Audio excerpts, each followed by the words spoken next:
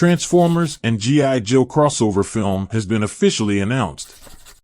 As you know, after rebooting the long-running Transformers series, they connected it with G.I. Joe in the first film of the newly restarted series, just like in the comics, where Transformers and G.I. Joe collaborate. This hinted at future films where they would team up against common enemies. Initially, I expected this concept to be explored in the Bumblebee film, but it was later confirmed that a separate crossover film was in the works, which is now expected to arrive in 2026 due to the ongoing writers' strike delaying the script development. Regarding the connection between the upcoming G.I. Joe film and the previous ones, the producers have stated that they currently have no specific ideas, but in the Transformers film Rise of the Beasts, Transformers and humans will join forces to fight a common enemy. They also mentioned that G.I. Joe will be seen in all future Transformers films as they have become part of this universe. Recently, Transformers, Rise of the Beasts was released on Paramount+, allowing viewers to watch the film digitally. However, despite these developments,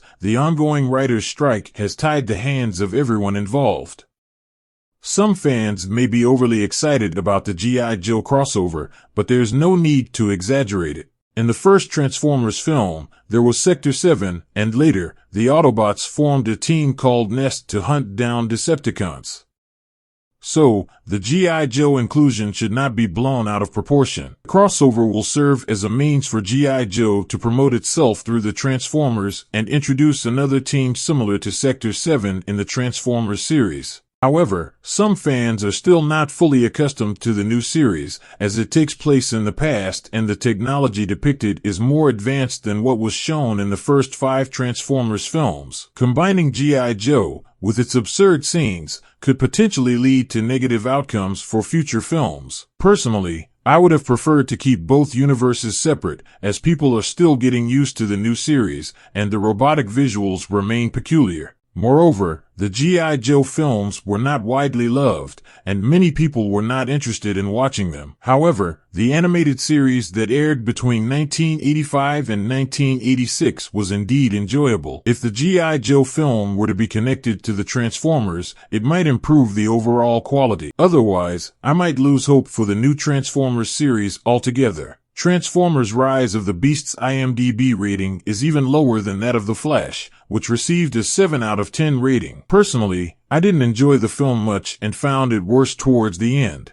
A more realistic approach would be appreciated by Transformers fans, as they dislike the overly animated scenes. I don't see the same level of Transformers fandom in the new generation because we, the older generation, experienced the golden age of Transformers with high-quality series and decent films back in our time. Nowadays, with these nonsensical Transformers adaptations, the new generation wonders why they should be fans of such content. If some of the deleted scenes from the film were included, especially one where Optimus grows to Unicron size, it could have sparked more interest in the sequel. Unfortunately, they opted for a typical box office film, which is rather disheartening. I assume the new film will be delayed until 2026 due to the prolonged writers' strike. I hope I'm wrong, but it doesn't seem likely to end soon.